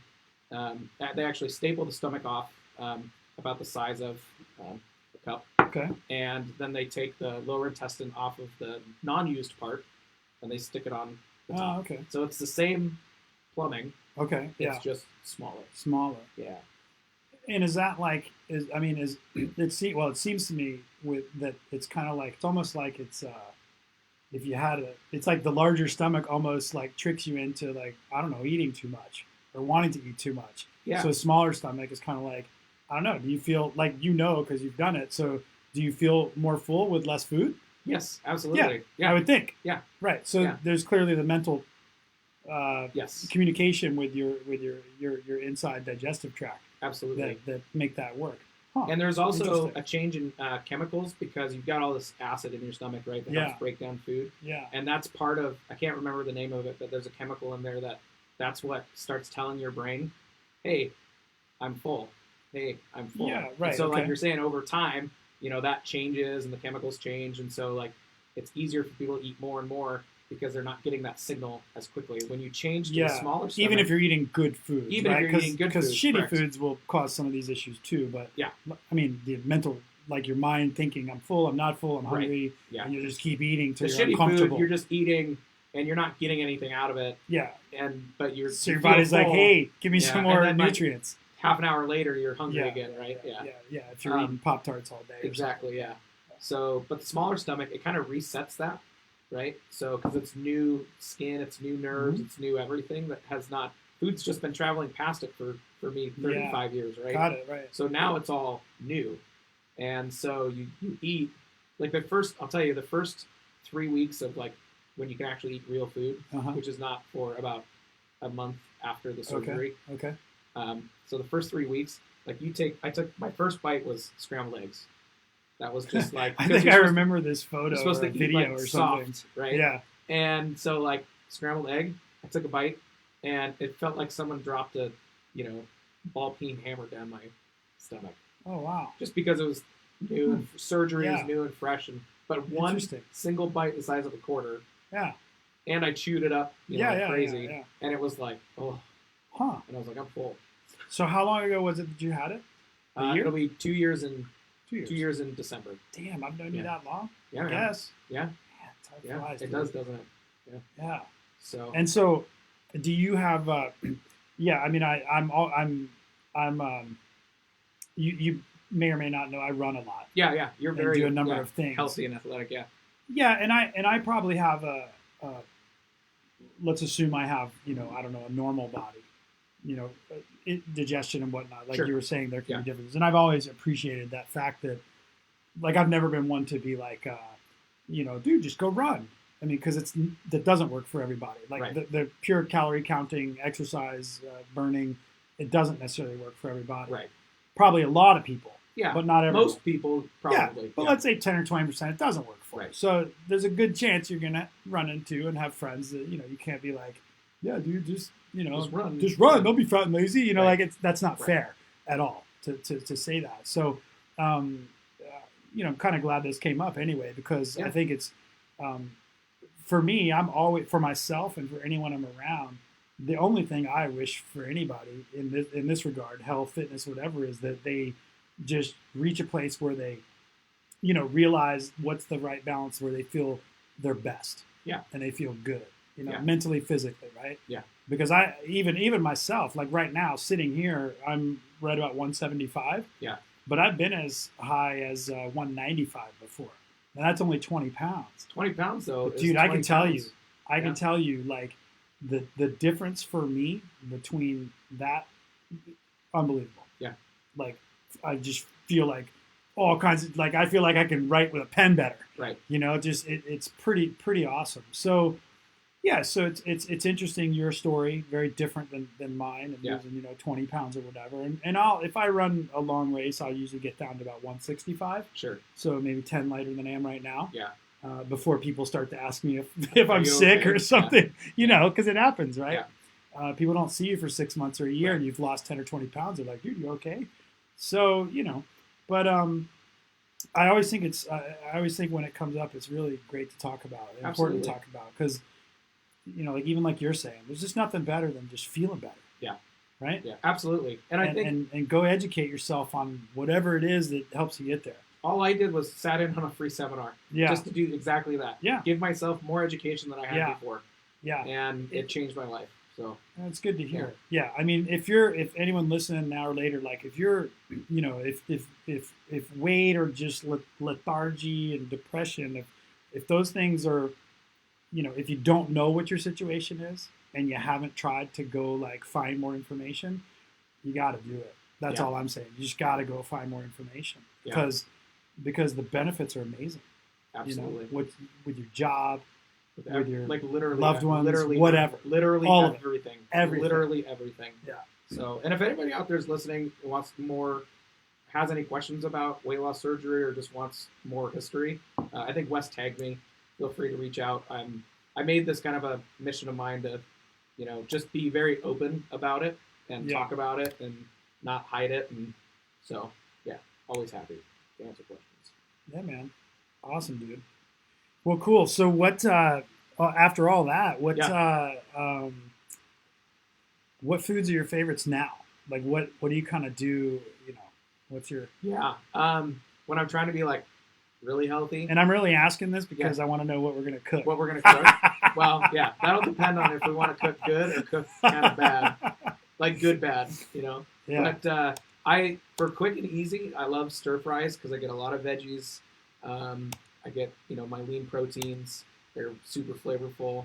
I love making different kinds of Asian cuisine. Thai. I just made coconut Thai shrimp curry Okay. over brown rice. Yeah. Oh, it was like to die for. I make a pretty So mean good. curry, dude. Yeah, curry's fun, man, because Yeah. you can kind of like do what you want with it, and you have some leeway. Um, if if I'm grilling, I love pork marinated in like Greek yogurt with some like lemon and basil and all those kind of Mediterranean flavors, and then I'll usually like grill up some shrimp with it and maybe some like either asparagus or I love thick cut grilled zucchini. It's like super good. Salt, pepper, oil. That's it. Oh yeah. Yeah. Yeah. Simple. Let the flavors, of what you're cooking Yeah. be there, and I grill a mean steak too. I can grill. Yeah, That I know I you can can do. Yeah, oh yeah. That I can do. Oh yeah. Yeah. No, I remember. I'm okay on I was- stovetop, but on the grill, I'm a demon on the grill. I was there at Juice Day Out over at Campland. Yeah, right, Yeah. right, You made right. chicken wings, I think, right? Yeah, that was that would be at the top of the probably less healthy grilling, but since on the grilling topic, I give my couple 2 cents. The last 2 years at Burning Man was the catalyst, but then other festivals that I go to as well, I've done this. But I learned a lot about taking food in coolers and dry ice and all this stuff. Yeah. Because not so much to do with cooking. Well, I did learn some about the meat and meat freshness and meat quality in the Sure. process because Yeah. if your goal is to, let's say, keep meat for 2 weeks so that you can continue grilling because Right. there is no electricity, Right. no Yeah. refrigeration, Yeah. no nothing, right? Then you really have to kind of dig into how to do that. Right. And so It's a science for sure. it is, yeah. And I'm not sure that I've got it perfected, but I certainly got it working up to say 10 to 12 days. Yeah. And the pretty key, good. yeah, Yeah. and with just ice and with just coolers, right? Right. And so, yeah, just some real big, quick, like key things with that is number one, go into a butcher and getting the freshest meat possible. Absolutely. Having them, what do you call it, vacuum pack it. Yep. And deep freeze it. Yep. Before you pick it up. Having good coolers, You know, I have a couple Yeti coolers. They Right. don't have to be that. There's others Yeah. that compete with them, but Yetis makes they're good gonna stuff. cost you a couple Yeah. $100 Right. to get a good cooler. Yeah. Or, you know, get an in. If you're gonna have power or you got a generator, then throw a freezer in the back of your truck or whatever. Sure. Little fridge, whatever. Put it in there. That's fine too. Dry ice works miracles Yep. to keep it frozen hard until you get where you're going. And then I have two coolers. One is all the meat to begin with. So when I pick it up deep frozen already, I pack that one with like my cooler. The size of them can handle 30 pounds of meat plus 40 pounds dry ice. Sure. Keeps Good them. size cooler. Yeah. Yeah. So I learned that the dry ice in a big solid block like that, it'll last 8 to 9 days before the little last piece is gone. Yeah. And it's just as frozen with the little last piece as it is from the big piece. Right. Like frozen solid. Yeah. So at that point, as long as you're not opening the cooler and there's not air coming in the seals and shit like that, you could put it in the other cooler. And at Burning Man, as an example, and most festivals, you can buy ice or get ice. Yeah. And so all you need to do is keep it where the ice is not regular melted. ice. Right. Yeah. Because that's refrigerator temp at a minimum, Sure. 32 or below. Right? Yeah. It's like right at that cusp. Yeah. And those vacuum packed meats will last. Because there's arguments about too. how they'll last, Yeah. but they'll last 5 to 8 or 10 days. Yeah. At fridge temperature, at ice level fridge temperature. But the other real tip on that is like things like larger chunks of meat. So like I started cooking more of like short ribs Mm-hmm. and pieces that were not ground, or like ground beef burgers. Right. Burgers are easier to cook and easier to give people, Right. but they don't last near as long Right. with the the food retention. I'm guessing So because solid if you have meat. solid meat, like it's going to retain the cold longer. If it's frozen Well, and it's the solid surface through, area for right? bacteria. Oh, yeah, no, Yeah. okay, yeah, true. Right. Yeah. So if it hasn't been ground up, Yeah. when meat gets ground, all the surface area that's exposed while it's getting now ground mixed in gets with some amount of everything else. bacteria. Yeah, Like you Yeah. just can't stop it. sure. Yeah. And then fine, you flash freeze it, dry pack it. That's fine. It will then stop that and last, but it's still got something. Right. Whereas the others, you can actually get a piece of meat that's like a good solid thick steak, Yeah. or a roast, Yeah. and that can almost be the last piece you eat, because even if you think it's like questionable, like you smell it, like Right. it doesn't smell like shit, but you're kind of like, oh, it's a little slimy, like it's starting to go. Right. You could actually cut off the every outer edge. piece, Sure. and if you get Still have you'll have a a nice decent chunk left. piece in there that doesn't have any of those problems or qualities. Cook it, Yeah. slow cook it. Sure.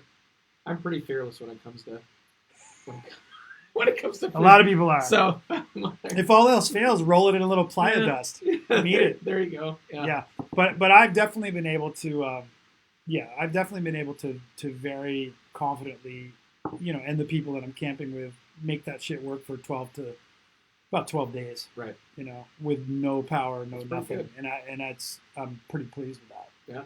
And they're like, dude, it's even better than, shit tastes better than, if it was in a refrigerator or whatever. Yeah. Yeah, because it actually, I think, is better to freeze it. This is just pure speculation, but I think it's better if you flash freeze it quickly and keep it that way as long as you can. I think it doesn't cause the meat any problems. I'd say as long as For taste. as long as it's flash frozen. Yeah. As long as it's flash taste. frozen. Yeah. Yeah. If it's frozen regular, I think that ice crystals build up in the water molecules on the inside of the meat, and that causes texture problems. Well, that could happen, but I think Yeah. that only happens if there's air inside the seal, right? I don't know. We'll have to research that Yeah, we'll one. have to research that one. We'll have to Yeah, research for that sure. one. Yeah. Because Yeah. I'm not sure. Yeah, but anyway, somehow we got to talk about meat. I Right. guess me grilling. Frozen meat. Yeah. All right, I have one more awesome picture, though, for you. Okay. Wait, two more.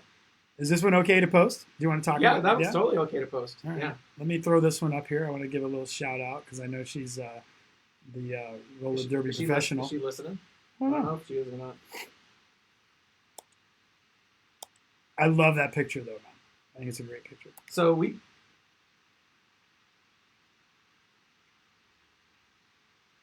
we actually just somebody's blowing my phone up. So this is actually from San Diego, from the first night that we got here, which was Saturday night, and that is over in the Gaslamp district, and it's this cool like building art mural that somebody put up. I don't know who it was. We couldn't find a name or anything, but we just thought it would be a cool picture. Banksy. Maybe. That asshole. Did you hear about that? Yeah, totally. What a dick. That was great, right? It's fantastic. I want to know how he knew that it was going to be auctioned off. Was he there? How did he know when to hit go? I don't know. You know, I don't know. I got questions. Timing. I don't know. Yeah. So, or maybe he hired someone to get in on it. I don't know. Oh, I'm pretty sure it was an inside job. Yeah. So, but no, we just walked around downtown. Let's see, what was this? That was. Yeah, so what we did was we started our day. We went to the House of Blues, and we did the gospel brunch. So, this was actually Sunday. Okay. So we did the gospel brunch. If you haven't done that, it was awesome. This guy, I'm not a religious person, but I love gospel music, and I love the heart that comes from that. Like, everybody's like all in, right? And so the food was really good, and the show was amazing. It was 4 guys, and they sing in harmonies, and they got a little backup band, and they are in it to win it. Like, they go all in. They're just all in on You're every totally show. right. Yeah. They're all in there. They got to be 60 to 80. Yeah. In that age bracket. I haven't been to it. I got to do it. You got to do it. It's totally worth it. And they're up at there. House of Blues. House of Blues. They do it every Sunday. Gospel brunch. Wow. So much fun. So then, we walked around. That's my wife Annie. She went shopping for a little bit, and I caught the Seahawk game. It's a tough loss to the LA Rams. Sorry about that. That's all right. And then we just, at that point, we just walked around. We did the Slaughter Haunted House downtown there. Okay. That was really fun. It was like $15 a person, and then we went to the Shout, the piano bar. Oh yeah. And that's fun. That's fun. We've been a few times. 2 times have been fun. 1 time was kind of like, it all depends on the artists and like how good they are at improvising, singing, and playing the piano like all at the same time. Yeah, that's tough. So yeah, dude. Don't get me wrong. Like I'm not can't do anything live. I'm not trying to dog on them, because I can't do anything live except this. Right there you go. The skill it takes to do what they're doing is crazy high. I mean, they have to practice that, and they have to have so many songs memorized. Or go memorize them out at the street while another guy's playing. I mean, I saw a guy doing that on his phone. Yeah. He's like reading lyrics, right? Yeah. But also at the same time, you're expecting a certain level if you've been there before and you see it at a level. So the one time it wasn't like amazing. They were struggling a little bit with lyrics and stuff like that. But 2 out of 3 times, it was fantastic. So. Yeah, man, I watched this. Speaking of soul stuff, I watched. What was it? Another Netflix. It was a documentary, but it was about Quincy Jones. It's just called Quincy. If you haven't watched it, that's another one. I have not watched it yet. No. Yeah, I never paid much attention to his career as a person. Yeah. But definitely appreciated his contribution. But then just seeing what a great documentary, the way it's done, all the way from early age, childhood a bit, like you would expect. Yeah, totally. But the life and times. Yeah, but just I didn't realize I had totally kind of forgotten that he sort of got Michael Jackson to develop from Jackson 5 Michael Jackson to Michael Jackson. Yeah. I didn't, I just had forgotten he was in that pivotal stage to help do that. And then many others as well. Yeah. Because, it's amazing when you see somebody that's 60 years, man, 65 years in the music business. And I didn't realize he was such a talented musician. Oh, yeah. I mean, I knew some, but I didn't know, like, this thing goes deep, like, into his, orchestra stuff and I think some Broadway stuff and just all his jazz roots. I didn't know anything about Broadway. That's cool. Just all his jazz roots and all this. I just didn't know he was that sort of broad in terms of his actual musician skills. Yeah. But explains a lot as to why he was able to really communicate with the musicians he did. Sure. And make all that magic happen. He just had a birthday. I know this because one of my good friends, Marlon Jones, is his nephew. And so Marlon went down to LA for his birthday. And guess who sang Happy Birthday to Quincy? It was I don't know. Stevie Wonder. Janet Jackson? Stevie Wonder. How many people get Stevie Wonder to come sing Happy Birthday? Not many, dude. No, not many. Yeah. Yeah. So You know, Janet Jackson just got put in the Rock and Roll Hall of Fame. awesome. I think that's why that popped out of my head. Yeah. A few others as well, but yeah, I thought that was pretty cool. it is pretty cool. Yeah, she's Yeah. another one of those in there. Man, and Michael, man, it's funny every time that guy did so much stuff, dude. Yeah. It amazes me how he shows up in like as a piece of many of these famous people's documentaries. Right. And it's like the amount of people that either he touched, whatever it was, it's mind blowing. Yeah. You know, and the breadth to which it was. Oh yeah. Yeah. It's just like all these dance moves. Like, have you ever seen this robot video of his? No. I'm gonna show pull it to it you up? real Yeah. quick. All right. I'll show it to you real quick. This one's worth it, even though I can't share it to the live feed. But man, just go Google the Michael Jackson robot, and there's compilations and other shit out there. But there's one in particular that came out of this series called The 70s. That's on Netflix as well. It was from a couple years ago, but I found it recently. And you know, these watch this robot. I never had, well, not the Rocket advertisement. Sorry, Sure. advertisement, which is why we can't play them on live stream, because then YouTube will Shut it ban down. us from being on YouTube. But anyway, it's really cool, this dance he does. Huh. Look at that, dude. Wow. Little shuffling in Yeah, there. that's like on the Soul Train. Yeah. Look at him. Look how Wow. fast he moves, dude. Right? How old was This he is there, like a you think? compilation Yeah, of yeah. all his shit, but right? Wow. I would have never thought Michael That's- Jackson was known for doing the robot or bringing the That's- robot to like popularity, right? Wow. I kind of just thought, the moonwalk. Right. Sure. Yeah. Crazy, man. Awesome stuff, dude. Super talented. Oh, wait, I did have one more. I had one more funny picture I wanted to ask you All about. What is going on here, dude? Okay. All right. Can I post this one? You can post it, but this is going to be a tough one for you. Can I put this on the feed? You can put it on the feed. All right. Hey, There it Annie, goes. If you're watching, just know. Okay, so this is special. I believe this it. is Mr. Fancy Pants. Okay. So we got Mr. Fancy Pants. I think it was 8 years ago. So my wife and I ran our own cat rescue for 10, 12 years, something like that. Rescued Wow. like 350 something cats, 250. I don't remember. I don't know the number. She'd know the numbers. All right. And she still works in cat rescue actually, as a assistant manager at a place in Kirkwood. But Okay. so we got this guy, and he'd been hit by a car, and he'd been healed from the car accident, but he was having some major problems. Okay. He had skin issues, like he would chew himself because he thought he was itching, right? We don't know if he was really itching or not, or if it was all Kind of hard to tell. psychological, yeah. right? And so finally, after years of bringing him to the vet, he basically like lived in a cone, like one of those Elizabethan collars, like a plastic cone, right? For 6 months, a year, 2 years. It was so long. I mean, most of the times that animal's in it for like 2 weeks while their stitches are, getting healed. Right. So he wasn't really adoptable because a cat that's doing that, chewing themselves, bleeding, like all over the place, like attacking their tail, he was having seizures, Yeah. skin.